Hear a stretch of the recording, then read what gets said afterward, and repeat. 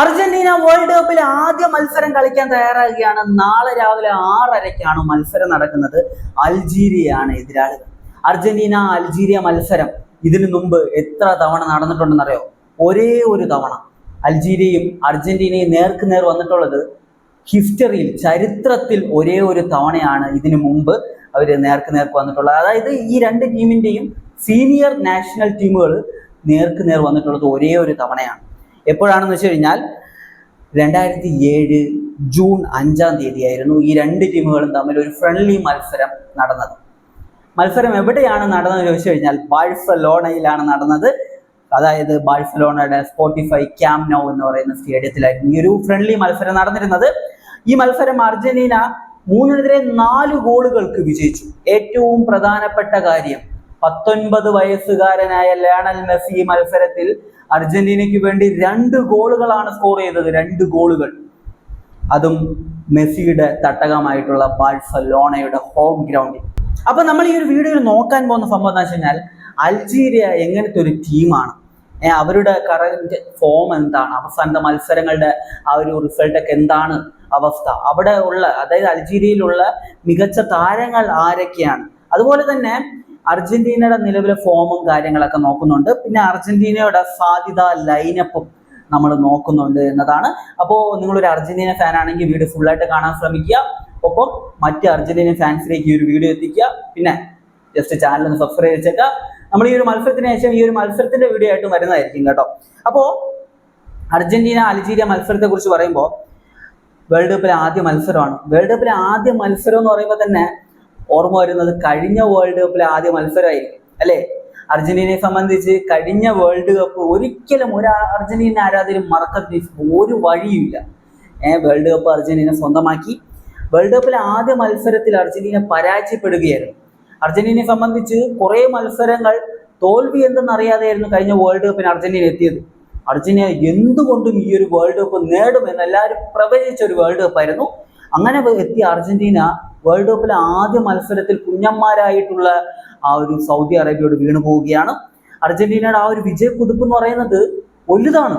അതായത് കോപ്പ അമേരിക്കയുടെ ഫൈനലിൽ അന്നത്തെ ചാമ്പ്യന്മാരായിരുന്ന ബ്രസീലിനെ പരാജയപ്പെടുത്തി കപ്പടിക്കുന്നു. അതിനുശേഷം യൂറോപ്പ് കീഴടക്കി വന്ന ഇറ്റലി പരാജയപ്പെടുത്തി ഫൈനൽ സീമ നേടുന്നു. അങ്ങനെ വന്ന അർജന്റീന ഫസ്റ്റ് മത്സരത്തിൽ കുഞ്ഞു ടീമായിട്ടുള്ള സൗദി അറേബ്യയോട് പൊട്ടി. കുറെ കാലമായിട്ട് ട്രോളാൻ പറ്റാതിരുന്ന അർജന്റീനയുടെ ഹെയ്റ്റേഴ്സ് എല്ലാം ഒരുമിച്ച് ചടകുടഞ്ഞ് എഴുന്നേറ്റു. തലങ്ങും ബലങ്ങും troll. Where is Messi, who is Messi, Argentina തീർന്നു, ഇനി എന്തിനു കൊള്ളാം, അതുപോലെ തന്നെ ഗ്രൂപ്പിൽ പുറത്താകും, കൂടിപ്പോയ ക്വാർട്ടർ വരെ എത്തും എന്നൊക്കെ പറഞ്ഞ് എന്തൊക്കെയോ പറഞ്ഞിട്ടുണ്ടായിരുന്നു. ഞാൻ ഇപ്പോഴും ഓർക്കുന്ന ഒരു സംഭവമുണ്ട്. അതായത് Argentina world cup final, Argentinian players world cup final കാണുക അർജന്റീനയിൽ ഇരുന്നു കൊണ്ടായിരിക്കും. കാരണം എന്താ, വേൾഡ് കപ്പ് ഫൈനലിൽ എത്തത്തില്ല, അതിനു മുമ്പ് തന്നെ വീട്ടിൽ പോകും എന്നതാണ് അവർ ഉദ്ദേശിച്ചിരുന്നത്. അപ്പോൾ അർജന്റീനയിൽ ഇന്ന് കാണും. അർജന്റീനയിൽ വേൾഡ് കപ്പ് നേടാതെ പോയി അവിടെ ഇറങ്ങിയിട്ട് കൈ ഇങ്ങനെ മലർത്തി കാണിക്കേണ്ട അവസ്ഥ വരുമെന്നൊക്കെ കുറെ പേര് പറഞ്ഞിട്ടുണ്ടായിരുന്നു.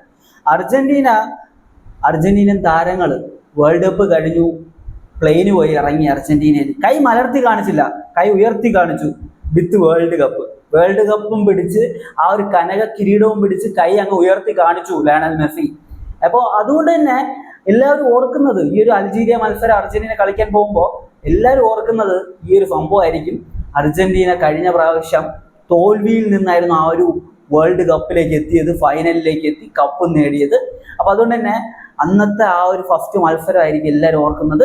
ഇന്ന് അൾജീരിയക്കെതിരെയാണ് ഈ ഒരു മത്സരം അർജന്റീന കളിക്കാൻ പോകുന്നത്, ഈ ഒരു വേൾഡ് കപ്പിലെ ഫസ്റ്റ് മത്സരം എന്നത്. അപ്പോൾ അൾജീരിയയെ കുറിച്ച് പറയുമ്പോൾ ഫിഫ റാങ്കിങ്ങിൽ 28-ാം സ്ഥാനത്തുള്ള ടീമാണ് അൾജീരിയ. അർജന്റീനയുടെ ഫിഫ റാങ്കിങ് 1-ആണ്. അപ്പോൾ നമ്മൾ മനസ്സിലാക്കേണ്ട ഒരു കാര്യം എന്താ വെച്ച് കഴിഞ്ഞാൽ, അന്ന് സൗദി അറേബ്യയോട് അർജന്റീന പരാജയപ്പെടുമ്പോൾ സൗദി അറേബ്യയുടെ ഫിഫ റാങ്കിങ് എന്ന് പറയുന്നത് 51-ആണ്. 51-ാം സ്ഥാനത്തുള്ള ഒരു ടീമിനോടായിരുന്നു അർജന്റീന അന്ന് പരാജയപ്പെട്ടത്. അതുകൊണ്ട് തന്നെ ഈ അൾജീരിയയെ അണ്ടർസ്റ്റിമേറ്റ് ചെയ്യാനേ പാടില്ല. ഏറ്റവും വലിയ ഉദാഹരണം ഇപ്പൊ നമ്മൾ കണ്ടു, ഇന്നലെ നമ്മൾ കണ്ടു. അർജന്റീന അല്ല, സ്പെയിന് കേപ്പ് വെർദെയോട് സമനിലയിൽ കുരുങ്ങി, ഗോൾ രഹിത സമനിലയിൽ. അപ്പൊ അതിനെക്കുറിച്ച് ഡീറ്റെയിൽ ആയിട്ടുള്ള വീഡിയോ നമ്മൾ ചാനലിൽ ഇട്ടിട്ടുണ്ട്. അപ്പോൾ ആ ഒരു മത്സരം കണ്ടവർക്കറിയാം, ഫുൾ ഡിഫൻസിൽ നിന്ന് പിടിച്ചു കളഞ്ഞു സ്പെയിനിനെ. ആ ഒരു മത്സരം കളിച്ച ആ ഒരു കേപ്പ് വെർദയുടെ ഫിഫ റാങ്കിങ് 68ആണ്. 68ആം റാങ്കിങ്ങിലുള്ള ഫിഫ റാങ്കിങ്ങിലുള്ള കേപ്പ് വെർദയ്ക്ക് 2ാം റാങ്കിങ്ങിലുള്ള ഈ ഒരു സ്പെയിനിനെ കൂട്ടാൻ പറ്റുമെങ്കിൽ 28ആം റാങ്കിങ്ങിലുള്ള അൾജീരിയക്ക് എന്തുകൊണ്ട് 1ാം സ്ഥാനത്തുള്ള അർജന്റീനയെ കൂട്ടാൻ പറ്റത്തില്ല? പോസിബിൾ ആണ്. അർജന്റീന വളരെ കെയർഫുൾ ആയിട്ട് കളിക്കേണ്ട ഒരു മത്സരമാണ് എന്നതാണ്. അർജന്റീനയുടെ ഗ്രൂപ്പിൽ അൾജീരിയക്ക് പുറമെ ഓസ്ട്രിയയും ജോർദാനും ഉള്ളത്. ഓസ്ട്രിയ 24ാം റാങ്കിങ്ങിലുള്ള ടീമാണ്, അൾജീരിയ 28ാം റാങ്കിങ്ങിലുള്ള ടീമാണ്. ഏറെക്കുറെ വളരെ സിമിലർ ആയിട്ടുള്ള 2 ടീമുകളാണ്. പിന്നെ ഉള്ള ജോർദാൻ ആണെങ്കിൽ 63ാം റാങ്കിങ്ങിലുള്ള ടീമാണ്, കുറച്ച് വീക്ക് ആയിട്ടുള്ള ഒരു ടീമാണ്. അവർ ആദ്യത്തെ വേൾഡ് കപ്പ് കളിക്കാനാണ് വരുന്നത്. അപ്പോൾ ഈ ഒരു സിറ്റുവേഷൻ ആണ് അർജന്റീന വളരെ കെയർഫുൾ ആയിട്ട് കളിക്കണം എന്നതാണ്. ഇനി അവസാനത്തെ 4 മത്സരങ്ങളുടെ ഫലങ്ങൾ നോക്കാം. അർജന്റീന ആയാലും ശരി, ഈ ഒരു അൾജീരിയ ആയാലും ശരി, ഈ വേൾഡ് കപ്പിന് മുന്നോടിയായിട്ട് വാമപ്പ് മത്സരങ്ങൾ കളിച്ചിട്ടുണ്ട്.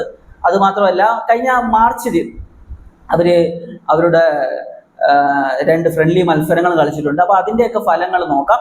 ആദ്യം അർജന്റീനയിലേക്ക് വരുമ്പോൾ മൗറിറ്റാനിയനെ 1-നെതിരെ 2 ഗോളുകൾക്ക് അർജന്റീന പരാജയപ്പെടുത്തി. ഈ മത്സരം അർജന്റീന കളിച്ചത് വളരെ മോശമായിരുന്നു. അത് കഴിഞ്ഞ് സാംബിയനെ എതിരില്ലാത്ത 5 ഗോളുകൾക്ക് അർജന്റീന പരാജയപ്പെടുത്തി. ഹോണ്ടറാസിനെ എതിരില്ലാത്ത 2 ഗോളുകൾക്കും ഇപ്പോൾ അവസാനമായിട്ട് ഐസ്ലാൻഡിനെ എതിരില്ലാത്ത 3 ഗോളുകൾക്ക് അർജന്റീന പരാജയപ്പെടുത്തി. നമ്മൾ നോക്കുമ്പോൾ മൗറിറ്റാനിയയുടെ ഫിഫ റാങ്കിങ് 113ഉം സാംബിയയുടെ ഫിഫ റാങ്കിങ് 90ഉം അതുപോലെ തന്നെ ഹോണ്ടറാസിന്റെ ഫിഫ റാങ്കിങ് 65ഉം ഐസ്ലാൻഡിന്റെ ഫിഫ റാങ്കിങ് 74ഉമാണ്. അതായത് വളരെ ചെറിയ ടീമുകൾക്കെതിരെയാണ് അർജന്റീന കളിച്ചിട്ടുള്ളത്. ഫിഫ റാങ്കിങ് വെച്ച് നോക്കുമ്പോൾ അർജന്റീനയുടെ ഗ്രൂപ്പിലുള്ള ടീമുകൾ ഇവരെക്കാളും ശക്തരാണ് എന്ന് പറയേണ്ടി വരും. അപ്പോൾ ഇതൊരു നെഗറ്റീവ് ആയിട്ടുള്ള കാര്യമാണ്. അർജന്റീനയ്ക്ക് സ്പെയിനിനെതിരെ കളിക്കാൻ ഒരു അവസരം ഉണ്ടായിരുന്നു. പക്ഷെ അറിയാലോ, വേൾഡ് ആ ഒരു വാറും കാര്യങ്ങളൊക്കെ വന്ന് അത് മൊത്തത്തിൽ കുളവായി. അതുകൊണ്ടാണ് അർജന്റീനയ്ക്ക് വലിയ ടീമിനെതിരെ കളിക്കാൻ പറ്റാതെ പോയത്. കാരണം ബാക്കിയുള്ള വലിയ ടീമുകൾ ആ ഒരു സമയം കൊണ്ട് തന്നെ മറ്റു വലിയ ഫിക്ചേഴ്സ് ഒക്കെ ഇട്ട് കഴിഞ്ഞു. അപ്പോൾ അതുകൊണ്ട് തന്നെ കളിക്കാൻ പറ്റിയില്ല. അപ്പൊ അതൊരു വീക്ക് പോയിന്റ് ആണ് എന്നതാണ്. ഇനി മറുഭാഗത്ത് ഈ ഒരു അൾജീരിയയുടെ കാര്യത്തിലേക്ക് വന്നു കഴിഞ്ഞാൽ അൾജീരിയ അർജന്റീനയെ കുറിച്ച് ക്ലിയർ ആയിട്ട് പഠിച്ചിട്ടാണ് വരുന്നത് എന്ന് പറയേണ്ടി വരും. കാരണം എന്താ വെച്ച് കഴിഞ്ഞാൽ അവർ കളിച്ചിട്ടുള്ള ടീമുകൾ ഈ ഗോഡമാലയ്ക്കെതിരെയൊക്കെ അർജന്റീന കളിച്ചിട്ടുള്ളതാണ്. അപ്പൊ ഈ ഒരു മത്സരം എതിരില്ലാത്ത 7 ഗോളുകൾക്കാണ് അൾജീരിയ ജയിച്ചത്. അതുമാത്രമല്ല ഉറുഗ്വയ്ക്കെതിരെ അവർ സമനില പിടിച്ചു. അതിനുശേഷം നെതർലാൻഡ്സിനെതിരെ ഈ ഇടയ്ക്ക് നടന്ന മത്സരമാണ്, ഞാനത് കണ്ടിരുന്നു. നെതർലാൻഡ്സിനെതിരെ 1 ഗോളിന്റെ ഒരു വിജയം ഈ അൾജീരിയ സ്വന്തമാക്കി. ബൊളീവിയനെ എതിരില്ലാത്ത 4 ഗോളുകൾക്ക് തോൽപ്പിച്ചു. ഇത് നോക്കുന്ന സമയത്ത് 2 ടീമുകൾ, അതായത് നെതർലാൻഡും ഉറുഗ്വയും ഇത്തവണത്തെ ഈ ഒരു വേൾഡ് കപ്പ് കളിക്കുന്ന ടീമാണ്. അത് മാത്രമല്ല ബൊളീവിയ ലാറ്റിൻ അമേരിക്കൻ ടീമാണ്. ഈ ഒരു അവസാനത്തെ 4 കളിയിൽ 2 ടീമുകൾ ലാറ്റിൻ അമേരിക്കൻ ടീമാണ്. അതുകൊണ്ടാണ് ഞാൻ പറഞ്ഞത് അൾജീരിയ അർജന്റീനയെ നേരിടാൻ സന്നമായിട്ടാണ് വരുന്നത്. അതുകൊണ്ട് തന്നെ കരുതി കളിക്കുക എന്നതാണ് ആദ്യമേ പറയേണ്ട ഒരു സംഭവം. ഗോഡമാലയുടെ ഫിഫ റാങ്കിങ് 97ആണ്, ഉറുഗ്വയുടെ ഫിഫ റാങ്കിങ് 16ആണ്, നെതർലാൻഡിന്റെ ഫിഫ റാങ്കിങ് 8ആണ്, ബൊളീവിയയുടെ ഫിഫ റാങ്കിങ് 77ആണ്. വളരെ ശക്തരായിട്ടുള്ള ടീമുകൾക്കെതിരെയാണ് ഈ ഒരു അൾജീരിയ കളിച്ചിട്ടുള്ളത് എന്നതാണ്. ഞാൻ ആ ഒരു നെതർലാൻഡ് മത്സരം കണ്ടിരുന്നു. വളരെ മികച്ച പെർഫോമൻസ് അവർ നടത്തിയിട്ടുണ്ടായിരുന്നു ആ മത്സരത്തിൽ. ഡിഫെൻസീവ് ആയിട്ടായാലും അറ്റാക്കിങ്ങിലും അവർക്ക് നന്നായിട്ട് ചെയ്യാൻ പറ്റുമെന്ന് അവർ കാണിച്ചിട്ടുണ്ട്. അവരുടെ അതേ പ്ലാൻ, ഈ ഒരു പ്ലാൻ നെതർലാൻഡ്സിനെതിരെ അവർ ചെയ്ത ആ ഒരു പ്ലാൻ തന്നെ ആയിരിക്കും അർജന്റീനയ്ക്കെതിരെ അവർ പയറ്റുക എന്നതിൽ ഒരു സംശയം വേണ്ട. വളരെ ക്ലിയർ കട്ടായിട്ട് പറയാൻ പറ്റുന്ന സംഭവമാണ്. അപ്പോൾ ചെറിയ ടീമല്ല അൾജീരിയ. ചെറിയ ടീമാണെന്ന് വിചാരിക്കുന്ന കുറേ ഫാൻസിനെ ഞാൻ കാണുന്നുണ്ട്. ചെറിയ ടീമല്ല, ശക്തരാണ്. വേൾഡ് കപ്പ് എന്ന് പറയുമ്പോൾ എല്ലാ ടീമും ശക്തരാണ് എന്ന് വേണമെങ്കിൽ പറയേണ്ടി വരും. അപ്പോൾ അങ്ങനത്തെ ഒരു ടീം തന്നെയാണ് ഈ ഒരു അൾജീരിയ. ഇനി അൾജീരിയ നിരയിൽ ഏറ്റവും എടുത്തു പറയേണ്ട പ്ലേയേഴ്സ് ആരൊക്കെയാണെന്ന് വെച്ച് കഴിഞ്ഞാൽ, ഒന്ന് റിയാദ് മെഹ്റസ് ആണ്. എനിക്ക് ഏറ്റവും ഇഷ്ടപ്പെട്ട പ്ലേയേഴ്സിൽ ഒരാളാണ്. ആള് മാഞ്ചസ്റ്റർ സിറ്റിയിൽ കളിച്ചിരുന്നു നേരത്തെ, ഇപ്പൊ സൗദി പ്രോ ലീഗിലാണ് കളിക്കുന്നത്. ആളുടെ ഫസ്റ്റ് ടച്ച് വളരെ സ്മൂത്ത് ആയിട്ട്, ഈ മറ്റേ അലുവക്കഷ്ണം പോലെ എന്നൊക്കെ പറയത്തില്ലേ, വളരെ കുളു കുളു കുളു അങ്ങനത്തെ ഒരു ഫസ്റ്റ് ടച്ച് ചെയ്യുന്ന ഒരു പ്ലെയർ ആണ്. ഭയങ്കരമായിട്ട് ആ ഒരു സംഭവം ഈ ഒരു വൈറലാകുന്ന പരിപാടിയാണ് ആളുടെ ഫസ്റ്റ് ടച്ച്. അത്രയും സ്മൂത്ത് ആയിട്ട് ഒഴുകി ഇങ്ങനെ ബോൾ ഇങ്ങനെ കാലിലേക്ക് ഇങ്ങനെ കാന്തം പോലെ ഒട്ടി ഇറങ്ങുന്ന ആ ഒരു ഫസ്റ്റ് ടച്ച് ചെയ്യുന്ന റിയാദ് മെഹ്റസ് ഈ അൾജീരിയക്കാരനാണ്. പിന്നെ റയാൻ എന്ന് പറഞ്ഞിട്ടുള്ളൊരു ഡിഫൻഡർ ഉണ്ട്, ഇപ്പോൾ മാൻ സിറ്റിയിൽ കളിക്കുവാണ്. ഇപ്പോൾ ആ ഒരു ഡിഫൻഡറും ഈ ഒരു അൾജീരിയക്കാരനാണ്. അത് മാത്രമല്ല, അൾജീരിയയുടെ ആ ഒരു സ്കോർ എടുത്ത് നോക്കിക്കഴിഞ്ഞാൽ പല പ്ലേയേഴ്സും യൂറോപ്പിലെ ടോപ്പ് 5 ലീഗിൽ പല പല ടീമുകൾക്ക് വേണ്ടി കളിക്കുന്ന പ്ലേയേഴ്സാണ്. ബൊറൂസിയ ഡോർട്ട്മുണ്ടിലൊക്കെ കളിക്കുന്ന പ്ലെയർ ഉണ്ട്. അപ്പൊ അതുകൊണ്ട് തന്നെ ഒരിക്കലും ഈ ഒരു ടീം ചെറിയ ടീമാണെന്ന് കരുതാൻ പാടില്ല, ഒരു ശക്തരായിട്ടുള്ള ടീമാണ്. ഇനി നമുക്ക് ഈ ഒരു മത്സരത്തിൽ അർജന്റീന എങ്ങനെ ഒരു ഫോർമേഷൻ ആയിരിക്കും ഉപയോഗിക്കുക, ഏതൊരു രീതിയിലായിരിക്കും അർജന്റീന ഇറങ്ങുക, നിലവിലെ ചാമ്പ്യന്മാർ എങ്ങനെയായിരിക്കും അവരുടെ ഫസ്റ്റ് മത്സരം കളിക്കുക, അർജന്റീനയുടെ കോച്ചായിട്ടുള്ള ലയണൽ സ്കലോണി പല ഫോർമേഷൻസ് ഉപയോഗിക്കാറുണ്ട് അല്ലേ. 4-4-2, 4-3-3, 4-2-3-1, അതുപോലെ തന്നെ 4-1-3-2. പിന്നെ ആള് ഡിഫൻസിൽ 3 ഡിഫൻഡേഴ്സിനൊക്കെ വെച്ച് കഴിഞ്ഞ വേൾഡ് കപ്പിൽ കളിച്ചിട്ടുണ്ട്. അതുകൊണ്ട് തന്നെ ഒന്നും പറയാൻ പറ്റത്തില്ല. ഓപ്പോസിറ്റ് ടീമിനെ പ്രോപ്പറായിട്ട് A to Z പഠിച്ചിട്ട് അതിനനുസരിച്ച് ടീം സെറ്റാക്കുന്ന ഒരു മാനേജറാണ് ലയണൽ സ്കലോണി. അപ്പൊ അതുകൊണ്ട് തന്നെ നമുക്ക് അതൊന്നും പറയാൻ പറ്റത്തില്ല. എന്നാലും ഞാനൊരു 4-3-3 ഫോർമേഷനാണ് എടുക്കുന്നത്. 4-3-3 ഫോർമേഷൻ. അപ്പൊ ഗോൾ കീപ്പർ എമിലിയാനോ മാർട്ടിനസ് അല്ലാതെ മറ്റാര്. പക്ഷേ എമിലിയാനോ മാർട്ടിനസിന് കൈക്കൊരു ഇഞ്ചുറി ഉണ്ട്. ആളുടെ ആ ഒരു വീഡിയോയും ഫോട്ടോയൊക്കെ നിങ്ങൾ കണ്ടു കാണുമല്ലോ. അത് റിക്കവറായി ക്ലിയർ ആയി എന്നൊക്കെ പറയുന്നുണ്ട്. എന്നാലും ഒരു റിസ്ക് എലമെന്റ് ഉണ്ടല്ലോ. ഒരു റിസ്ക് എലമെന്റ് ഉള്ളത് കൊണ്ട് തന്നെ ഒരു പക്ഷേ ആളെ ബെഞ്ചിൽ ഇരുത്തിയേക്കാം. ആദ്യത്തെ മത്സരമാണല്ലോ. അതുകൊണ്ട് തന്നെ ഒരു പക്ഷേ ഇരുത്തിയേക്കാം ബെഞ്ചിൽ. അല്ലെങ്കിൽ എമിലിയാനോ മാർട്ടിനസ് തന്നെയായിരിക്കും. ഇനി എമിലിയാനോ മാർട്ടിനസിന് അങ്ങനെ ബെഞ്ചിൽ ഇരുത്തിയാണെങ്കിൽ മൂസോ അറിയാലോ, മൂസോ ആയിരിക്കും ആ ഒരു പൊസിഷനിൽ കളിക്കുക ഗോൾ കീപ്പറായിട്ട്. ഡിഫൻസിലേക്ക് വരുമ്പോൾ ക്രിസ്ത്യൻ റൊമേറോ, അത് ഉറപ്പാണ്, 100% ഉറപ്പ്. മറുഭാഗത്ത് നിക്കോളാസ് ഓട്ടമൻഡി ആയിരിക്കുമോ, അതുപോലെ തന്നെ ലിസാൻഡ്രോ മാർട്ടിനസ് ആയിരിക്കുമോ, മാർക്കസ് സെൻസി ആയിരിക്കും, ആരായിരിക്കും? മാർക്കസ് സെൻസിയെ കുറിച്ച് പറയുകയാണെങ്കിൽ ആളെ ആദ്യം എടുത്തിട്ടില്ലായിരുന്നു. ഒരു പ്ലെയറിന് ഇഞ്ചുറി പറ്റിയപ്പോൾ ആള് എടുത്തതാണ് ആളെ. അപ്പൊ അതുകൊണ്ട് തന്നെ മാർക്കസ് സെൻസി ആക്കാനുള്ള സാധ്യത ഞാൻ കാണുന്നില്ല. ലിസാൻഡ്രോ മാർട്ടിനസിന്റെ കാര്യം, ഈ ഒരു വേൾഡ് കപ്പിന് മുമ്പുള്ള കുറെ മത്സരങ്ങൾ ആൾക്ക് ഇഞ്ചുറി, പിന്നെ ഫോമില്ലായ്മ, ചില മത്സരങ്ങളിൽ നന്നായിട്ട് കളിച്ചിട്ടൊക്കെ ഉണ്ടായിരുന്നു. അങ്ങനത്തെ ഒരു സിറ്റുവേഷനാണ്. അപ്പൊ അതുകൊണ്ട് തന്നെ ഞാൻ നിക്കോളാസ് ഓട്ടമൻഡിയിലേക്കാണ് പോകുന്നത്. ഓട്ടമൻഡിക്ക് ഏജ് ആയെങ്കിൽ പോലും ആള് അർജന്റീനയ്ക്ക് വേണ്ടി മരിച്ചു കളിക്കുമെന്നാണ് ഞാൻ പ്രതീക്ഷിക്കുന്നത്. ഇനി ഡിഫൻസിലേക്ക് വരുമ്പോൾ അവിടെ ഒരു ഇഞ്ചുറിയുടെ കൺസേൺ ഉണ്ട്. നിക്കോളാസ് ടാഗ്ലിയാഫിക്കോയ്ക്ക് ഇഞ്ചുറി ആണെന്നാണ് പറയപ്പെടുന്നത്. അപ്പോൾ ആൾ കളിക്കാനുള്ള സാധ്യത കുറവാണെന്നാണ് പറയുന്നത്. അപ്പോൾ നിക്കോളാസ് ടാഗ്ലിയാഫിക്കോയുടെ ആ ഒരു പൊസിഷനിൽ, ആ ഒരു ലെഫ്റ്റ് ബാക്ക് പൊസിഷനിൽ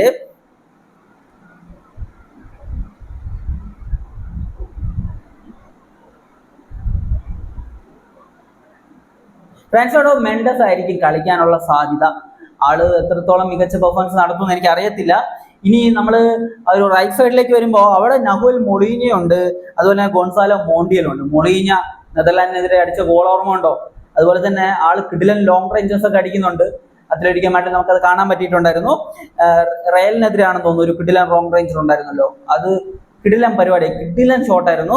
പിന്നെ ഗോൺസാലോ മോണ്ടിയൽ ആ ഫൈനലിൽ അവസാനത്തെ പെനാൾട്ടി അടിച്ച ആള്. അപ്പോൾ ഞാൻ ഗോൺസാലോ മോണ്ടിയലിനാണ് എടുക്കുന്നത്. നഹുൽ മൊളീന ഒട്ടും മോശമൊന്നുമല്ല, ആള് മോശമൊന്നുമല്ല, എന്നാലും ഞാൻ ഗോൺസാലോ മോണ്ടിയലിനെയാണ് എടുക്കുന്നത്.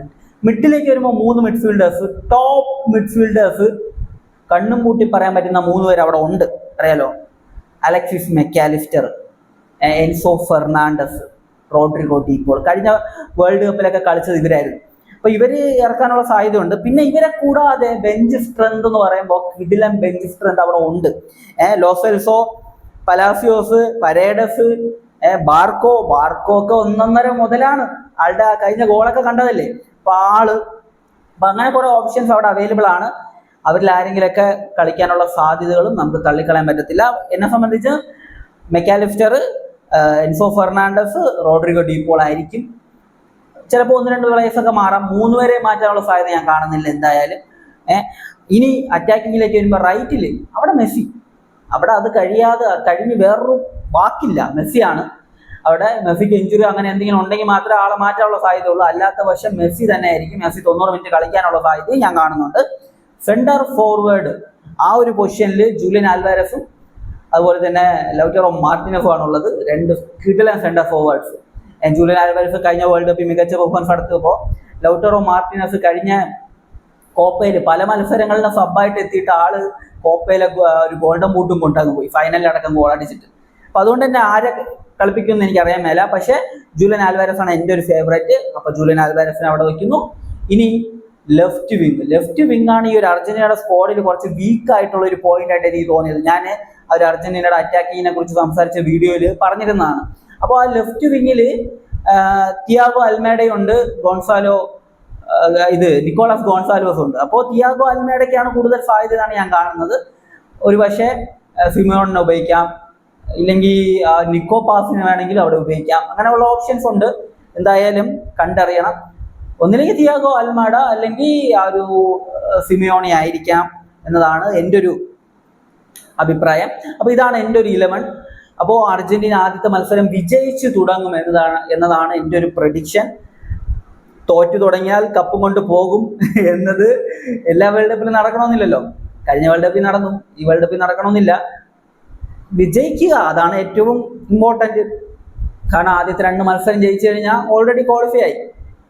പിന്നെ മൂന്നാമത്തെ മത്സരത്തിൽ മെയിൻ പ്ലേയേഴ്സിനെയൊക്കെ ഒന്ന് ബെഞ്ചിലൊക്കെ ഇരുത്തി റെസ്റ്റ് എടുപ്പിച്ചിട്ട് നോക്കൗട്ടിലേക്ക് പോകാം. അത് ഭയങ്കര സേഫ് ആയിട്ടുള്ള സ്മൂത്ത് ആയിട്ടുള്ള പരിപാടിയാണ്. അപ്പോൾ അതുകൊണ്ടാണ് ഞാൻ പറഞ്ഞത് ഫസ്റ്റ് മാച്ച് തന്നെ ജയിച്ചു തുടങ്ങുന്നതാണ് നല്ലത് എന്ന്. അപ്പോൾ നിങ്ങളുടെ അഭിപ്രായങ്ങൾ നിങ്ങൾ കമൻറ്റിൽ പറയുക. ഞാൻ പറഞ്ഞതിൽ തെറ്റൊക്കെ കാണാം. ഞാൻ അങ്ങനെ പെർഫെക്റ്റ് ആയിട്ടുള്ള ആളൊന്നുമല്ല. എനിക്കറിയാവുന്ന ഒരു അറിവൊക്കെ വെച്ചിട്ട് ഒക്കെ പറഞ്ഞിട്ടുള്ള കാര്യങ്ങളാണ്. നിങ്ങളുടെ അഭിപ്രായങ്ങൾ നിങ്ങൾ എന്താണെങ്കിലും അത് കമൻറ്റിൽ പറയുക. മറ്റൊരു വീഡിയോ ആയിട്ട് കാണുന്നതായിരിക്കും. ബൈ ബൈ വിത്ത് ഫുഡ് സ്റ്റാർ.